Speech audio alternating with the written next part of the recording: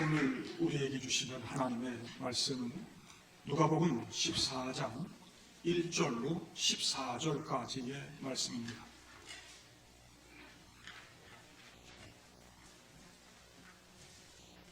누가복음 14장 1절부터 14절까지입니다. 안식일에 예수께서 한 바리새인 지도자의 집에 떡 잡수시러 들어가시니 그들이 엿보고 있더라.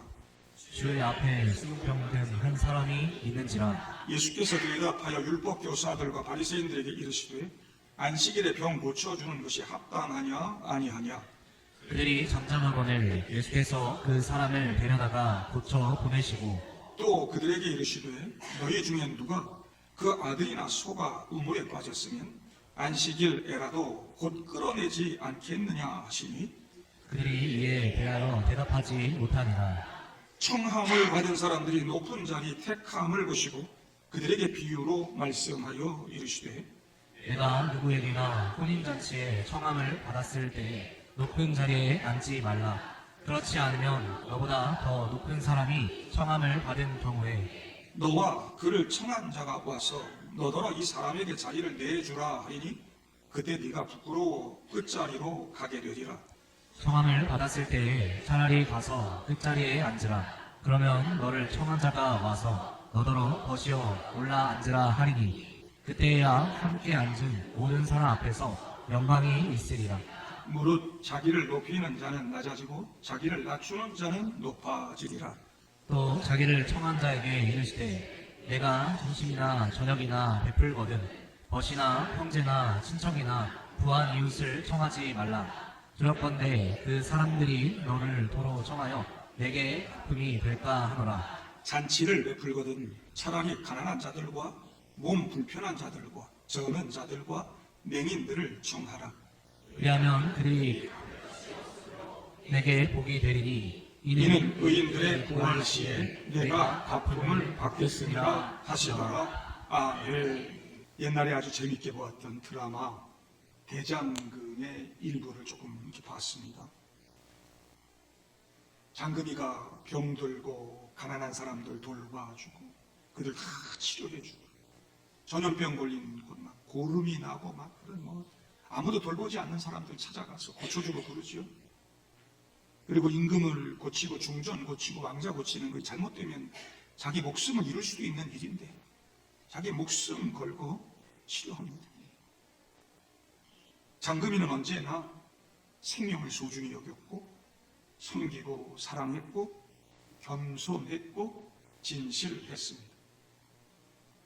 왕이 지금 그런 그를 귀하게 여겨서 높여주려고 하는 장면입니다. 그런데 모든 대신들이 반대하고 있죠.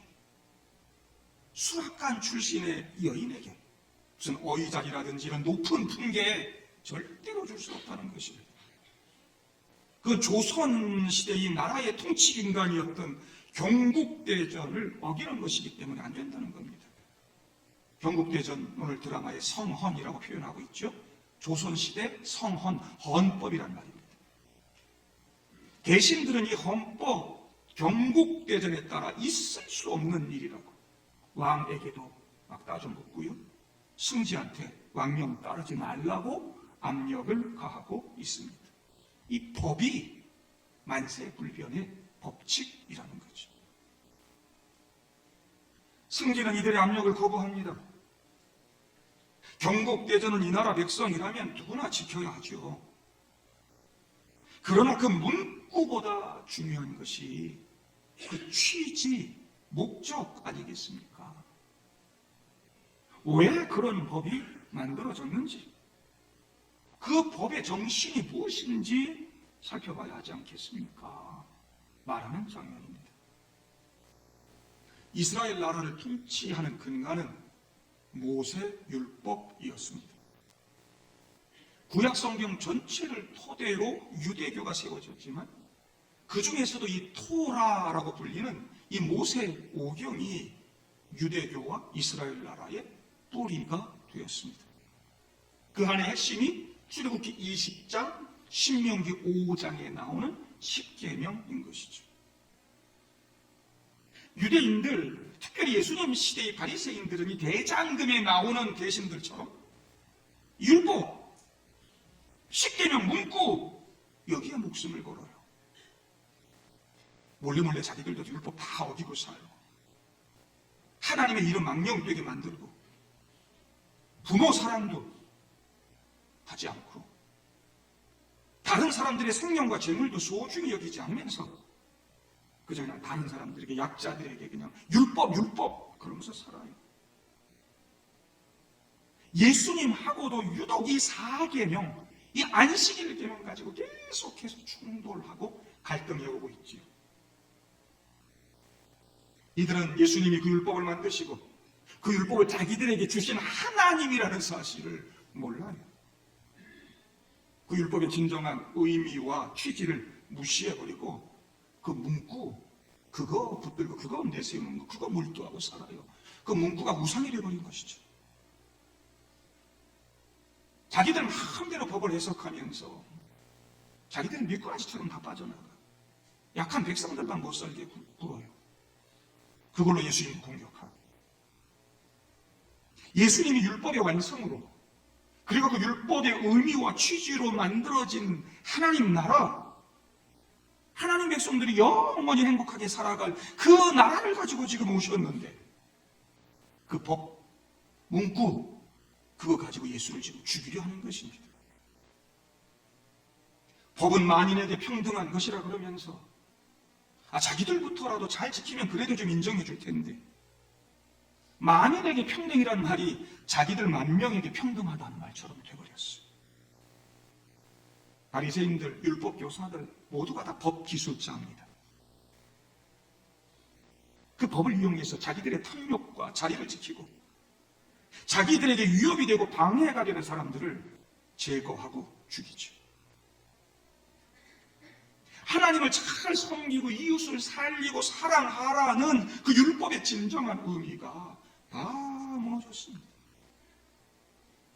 법의 의미와 목적이 무너지고 상식이 무너진 그런 모습들을 보면서 그 법을 만들어 주신 왕이신 하나님이신 예수님 마음이 어떠셨을까?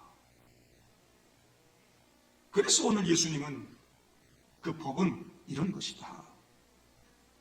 너희들이 하나님의 백성, 하나님의 자녀들이라면 이렇게 살아야 된다. 작심하고 가르쳐주고 계시는 것입니다. 1절 보면 안식일에 한 바리새인 지도자 집에 예수님 초대를 받아서 식사하러 들어가십니다. 여기 떡 잡수시러 들어갔다 할 말은 우리들 떡 간식으로 먹는데 떡 그 간식 조금 먹으러 갔단 말이 아니고 밥 먹으러 들어가셨단 말입니다. 이 바리새인 지도자라고 표현된 걸 보면 서기관이나 사내들인 공회원 정도 되지 않을까. 사내들인 공회원 중 대부분은 당시 권력과 부를 누리던 사두개인들이 대부분 차지하고 있었어요. 바리새인 중에 그리 많지 않았어요. 그러니 이 바리새인 지도자는 아마도 힘 좀 쓰는 그런 사람이었을 것입니다. 그런 바리새인이 왜 예수님을 안식일 식사 자리에 초대를 했을까? 예수님을 너무 흠모하고 존경해서는 아닌 것 같고 단순한 호기심은 좀 넘어서는 것 같아요. 1절에 엿보다, 이 말은 몰래 숨어서 엿본다는 말은 아니고요, 지켜보다, 관찰하다 그런 뜻입니다. 그동안 안식일에 병 고치는 문제로 예수님과 계속 충돌이 있어 왔으니까 이번에는 어떻게 하나 보고 꼬투리를 한번 잡아볼 심산이었던 것 같습니다. 그러니까 예수님 앞에 수종병 환자를 앉혔을 거예요. 이 수종병은 막 복부에 막 물이 차가지고 장기들 압박하고 온 몸이 막 붓는 그런 질병입니다. 당시에 이 수종병은 하나님의 심판으로 취급됐어요. 죄인 취급받았어요. 이런 사람을 식사 자리에 불러서 예수님 앞에 앉힌다? 다분히 의도가 있었던 거죠. 나름 율법 지킨다고 하는 그들은 어려운 사람들 식사 자리에 초대하는 것을 종교적인 의무처럼 받아들였어요. 그래서 안식일에는 그런 사람들 한두 명씩 구색 맞춰서 어려운 사람들 초대하는 게 종교적 의무였어요. 그걸 자기 의의를 드러내고 과시하는, 나 율법 잘 지켜, 어려운 이웃들 사랑해, 그러는 거 드러내는 수단으로 삼았어요. 그러니까 오늘 겸사겸사 이 수종병 환자를 불러가지고 예수님 앞에 딱 붙여놓은 겁니다. 그러고는 이 자가 어떻게 하나 보자.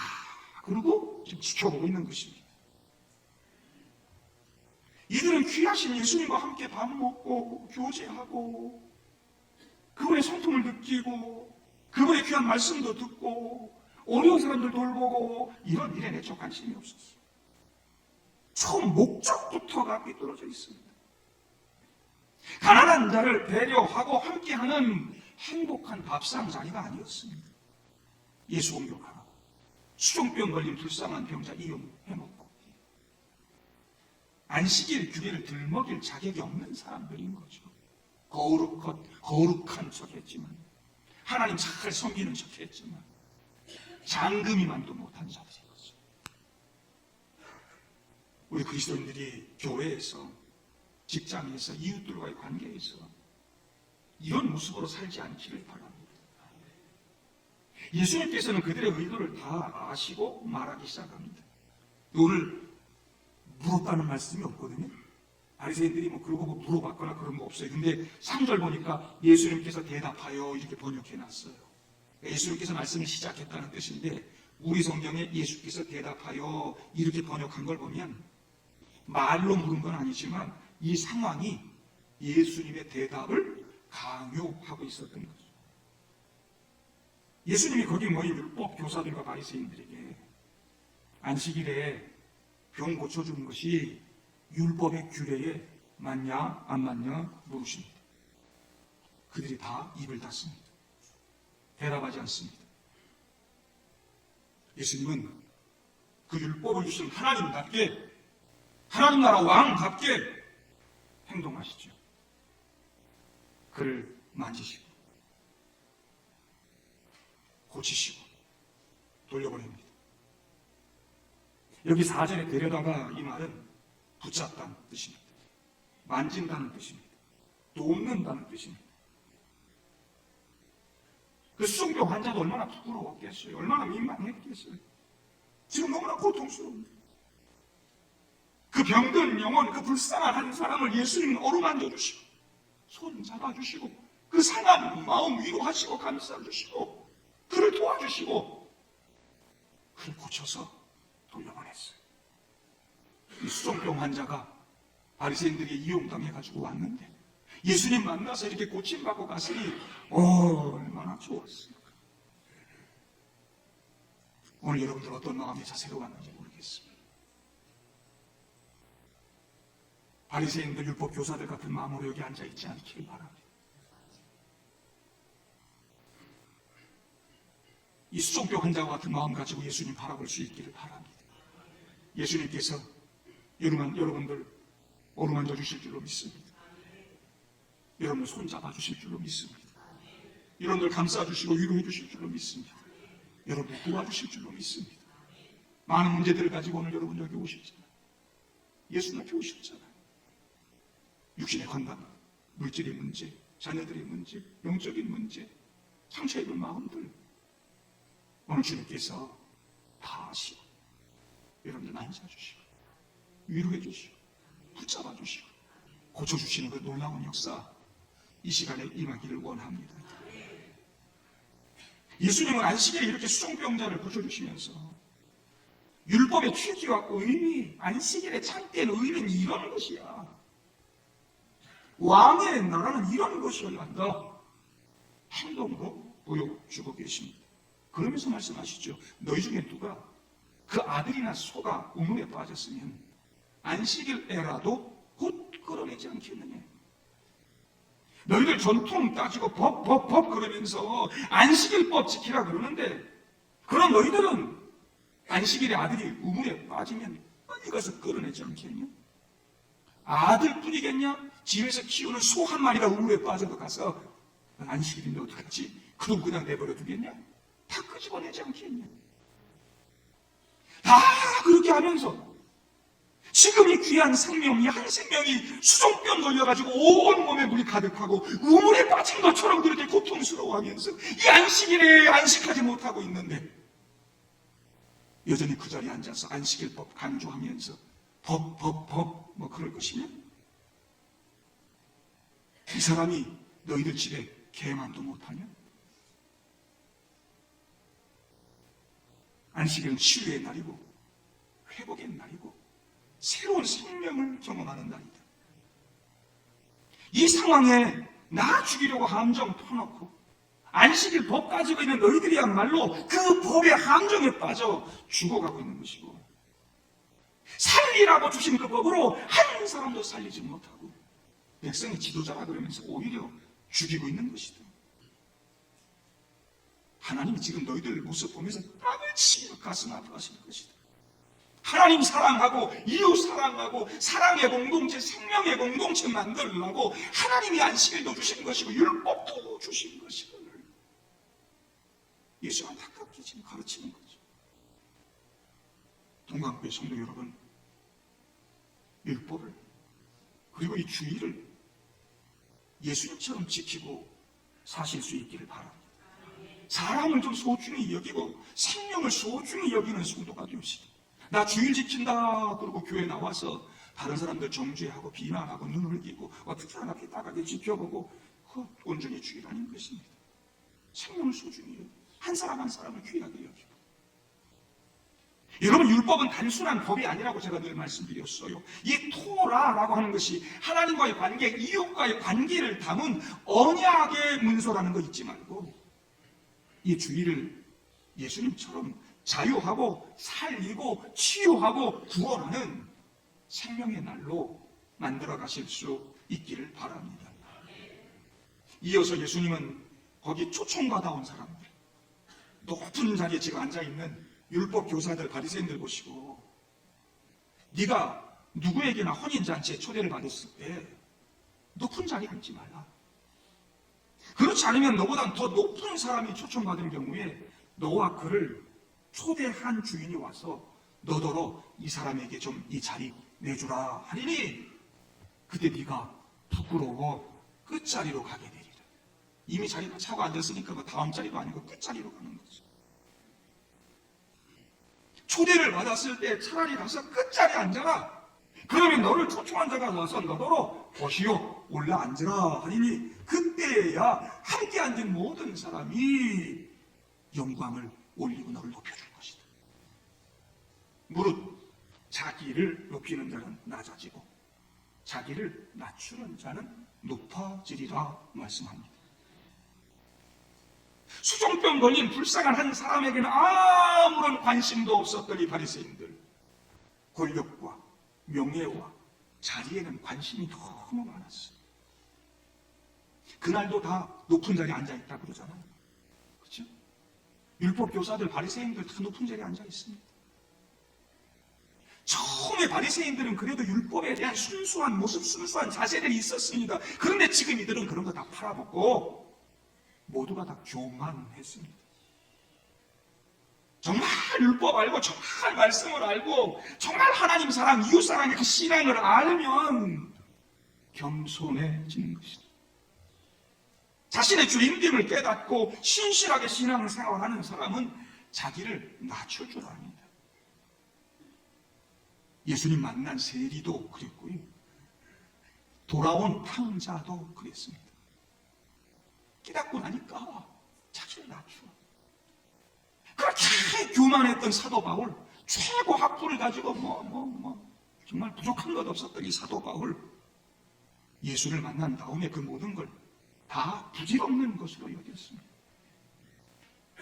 예수님께서 마태복음 20장에 세상 사람들이 다 그렇게 산다고 해도, 그렇게 높은 거 추구하고 산다 해도 너희 중에는 그렇지 않아야 하리니 너희 중에 누구든지 크고자 하는 자는 너희를 섬기는 자가 되고 너희 중에 누구든지 으뜸이 되고자 하는 자는 너희 종이 되어야 하리라 말씀합니다.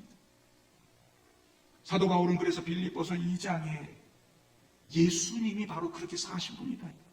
그렇게 말씀하고 있어요. 빌립보서 2장 3절에 아무 일에든지 다툼이나 허용을 하지 말고 오직 겸손한 마음으로 자기보다 남을 낮게 여기고, 시옷 받침이에요. 높게 여기고 그러더니 그 밑에 6절부터 그는 근본 하나님의 원치에 서나 하나님과 동등됨을 취할 것으로 여기지 아니하시고 오히려 자기를 비워 종의 형체를 가지사 사람들과 같이 되셨고 사람의 모양으로 나타나사 자기를 낮추시고 죽기까지 복종하셨으니 곧 십자가에 죽으십니다. 예수님 하나님이셨습니다. 하나님의 본체이시고 동등한 위치에 계셨지만 자기의 신적인 권리와 영광 다 내려놓고 이 땅에 오셨습니다. 그것도 죽음의 감옥인 인간의 육신을 입고 그것도 종의 모습으로 오셔서 십자가에 죽기까지 복종하셨습니다. 이는 당시에 엄격한 신분 체계를 뛰어넘는 혁신적인 모습인 거죠. 여러분, 스승이 제자 발 닦아주는 건요, 당신이 있을 수 없는 일이에요. 예수님은 그렇게 겸손하신 분이었습니다. 예수님의 겸손은 약해서가 아니었어요. 강한 때문이었습니다. 그 안에는 강한 내적 확신이 있었어요. 그리고 사랑 때문이었어요. 내가 누구인지 알고 신앙의 정체성을 분명히 알고 영적으로 강한 사람은 예수님처럼 겸손해지는 것입니다. 자기만의 이익을 위해 살고 높아지려고 경쟁하고 교만하게 살아가는 세상에서 예수님 배우고 예수님처럼 겸손하게 사는 성도들 될 수 있기를 바랍니다. 하나님 나라는 높은 자리도 낮은 자리도 없습니다. 예수님께서 나의 마음이 온유하고 내게로 와서 배우라 그러십니다. 참 쉽지 않습니다. 평생 교회 다녔어요. 교육자가 돼서 이렇게 설교한 지가 벌써 39년 차로 남아가 오늘로 39년 차로 목사 된 지는 한 29년 됐습니다.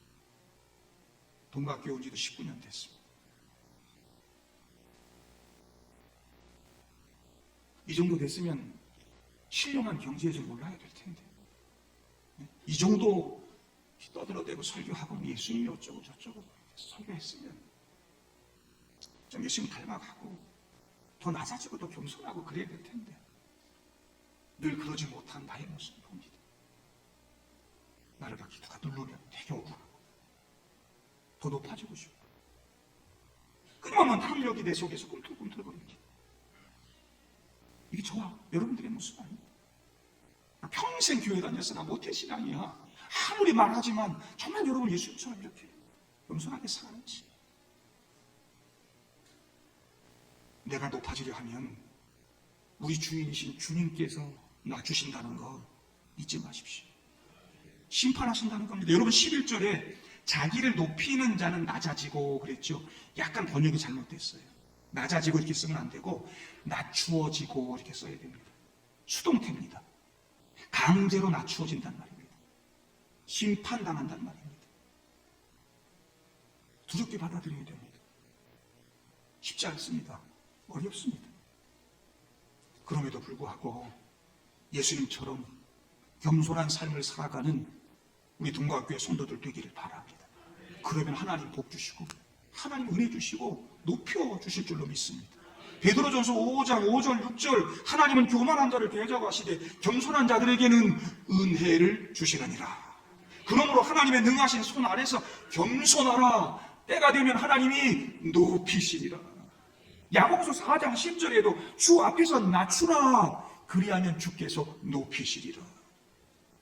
구약의 잠언서 15장 33절에도 겸손은 존귀의 길잡이니라.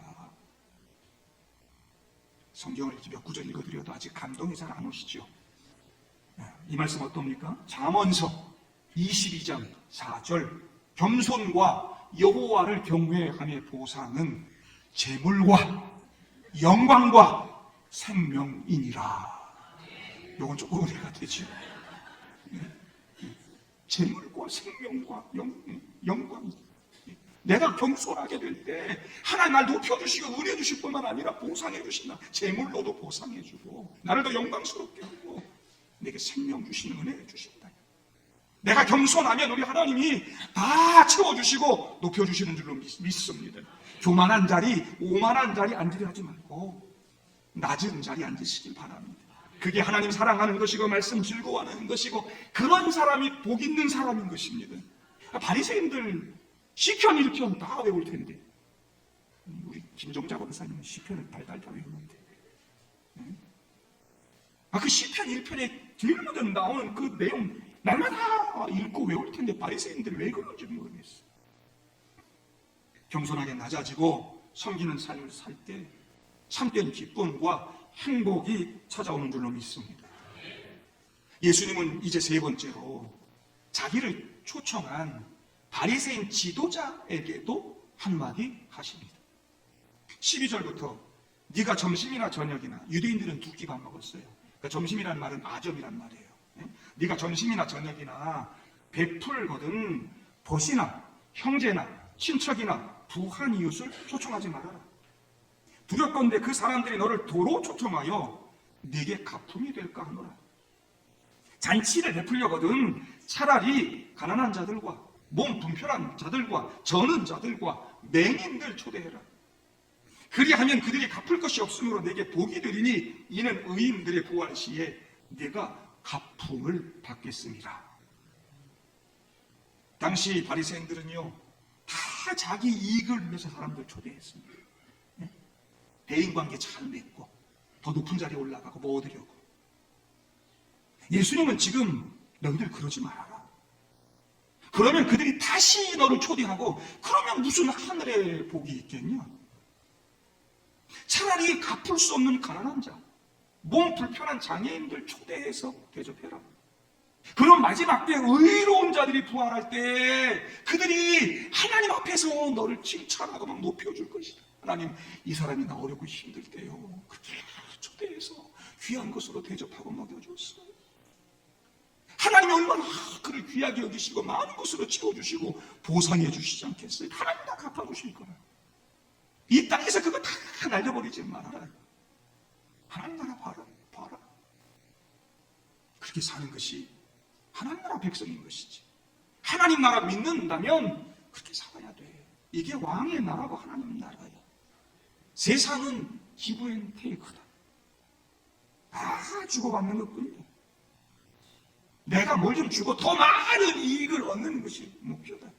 그러나 예수님은 우리 그리스도인들에게 너희는 그렇게 살지 말아라 말씀합니다. 그렇게 살면 마지막 때 하나님께 칭찬받고 보상받을 게 한 개도 없어. 심지어 교인들 가운데는 하나님께 드리는 헌금 가지고요 하나님과 거래하고 힘겨루게 하고 이런 분들도 있어. 오늘 함정 파놓고 어떻게 하나 보는 바리새인과 똑같은 거죠. 예수님 그러지 말아라. 예수님은 로마의 압제와 유대 권력자들의 수탈로 병들고 가난한 백성들, 목자 없는 양처럼 방황하고 정말로 유리하는 그 백성들 보면서 우셨습니다. 그들과 함께 하시고 그들을 위해 죽으셨습니다.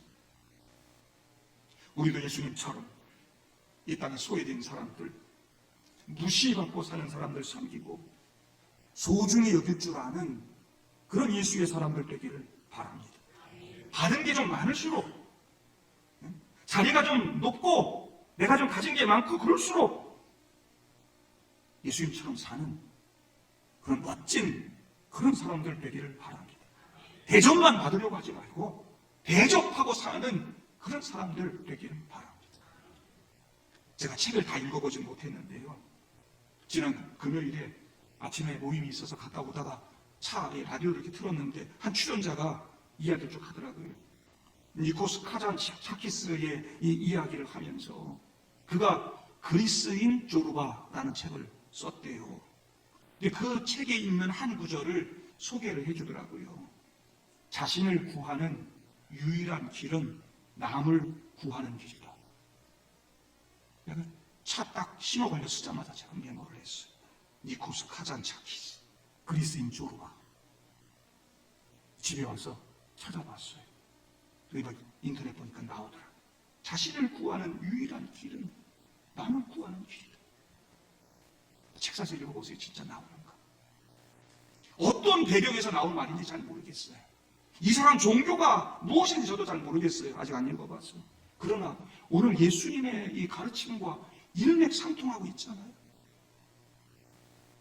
내가 사는 길, 다른 사람 살리고 구하고 섬기는 거, 그게 내가 사는 길이다.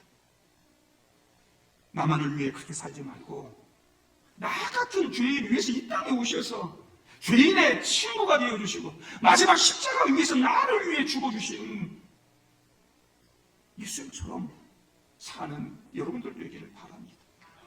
내가 구원받은 그리스도인이라면 그렇게 예수님 조금이라도 닮아가야 되지 않겠어요? 모두가 어렵고 힘들게 살아가는 이때에 우리 그리스도인들이 그래도 예수님처럼 살면 좀 더 살기 좋은 세상, 위로받는 세상 되지 않을까? 하나님 나라에 조금 더 가까워지지 않을까? 자꾸 형식에 얽매이지 말고 법 그러면서 다른 사람 정죄하지 말고 내게 주어진 것들을 좀 함께 나누면서 그렇게 예수님 본받고 예수님처럼 살면 그게 내게도 기쁨이 되고 무엇보다 우리 주님이 기뻐하지 않으실까? 여러분, 주님 기뻐하시는 삶을 살아가면 주님께서 2025년도 대박의 은혜를 주실 줄로 믿습니다. 아무것도 안 하고 앉아가지고 주여 대박을 주시옵소서. 2025년도 그냥 큰 복을 주시옵소서. 그냥 내거 움켜쥐고 그냥 교만하게 살면서 베풀지도 않으면서 가서 그냥 로또나 한 장 사가지고 주여 대박. 여러분, 주님을 좀 기쁘게 해드려야지. 그래야 우리 삶에 복이 있는 거 아니겠어? 좀 변화된 삶을 살아갈 수 있어야 되지. 과연 진정한 성공이 뭔가? 진짜 잘 되는 게 뭔가? 다른 사람의 성공한 외적인 모습 뭐 그런 거 보지 말고 그가 어떤 삶을 살아가는가? 어떤 삶의 우선순위를 두고 살아가는가? 겉으로는 성공한 것 같고 막 돈 잘 벌고 잘 사는 것 같은데 보면 늘 겸손하게 교회 와서도 늘 어려운 분들 도와주고 같이 하고 막 젊은 사람들 모여서 같이 말씀 공부도 하고 어려움 당하는 사람 홀로 되는 분들 이런 분들 다 도와주고 환자들 같이 돌봐주고 이런 삶을 살아가는 예수님 닮는 그런 멋진 사람들 되어야 되지 않겠습니까? 이 목사가 그런 사람 되기를 원합니다. 장로님들이 안수 집사님들이 그런 분들 되기를 바랍니다. 우리 리더들이 그런 삶을 살 수 있기를 바랍니다. 그래서 우리 동방교회가 하나님 나라가 되길 원합니다. 이곳에 온 분들이 예배드리면서 은혜 받고 같이 밥 먹으면서 위로받고 함께 격려하고 그래서 이곳에서 병이 낫고 마음도 낫고 그래서 행복한 가정 이룰 수 있기를 바랍니다. 예수님처럼 사는 거 쉽지 않습니다. 그래서 올해 표가 성령님의 권능이 나의 능력이 되길입니다. 성화는 나 혼자 안 됩니다. 내 힘으로 예수님 닮아갈 수 없습니다. 그래서 성령님이 함께 해주셔야 됩니다. 성령님이 나를 덮어주셔야 되고요. 나를 붙들어 주셔야 되고요. 나를 도와주셔야 됩니다. 성령님이 함께 하시고 나를 도와주시면 예수님 조금씩 닮아가고 예수님처럼 될 줄로 믿습니다. 죽을 때까지 완성은 안 되겠지만 죽을 때까지 우리 함께 모여서 행복하게 신앙생활하면서 예수님처럼 살면서 조금 예수님 닮아가면서 우리 동방교회를 행복한 공동체, 주님이 기뻐하시는 공동체, 그 날마다 생명의 역사가 일어나는 그런 거룩한 교회 함께 만들어갈 수 있기를 주님의 이름으로 축복합니다.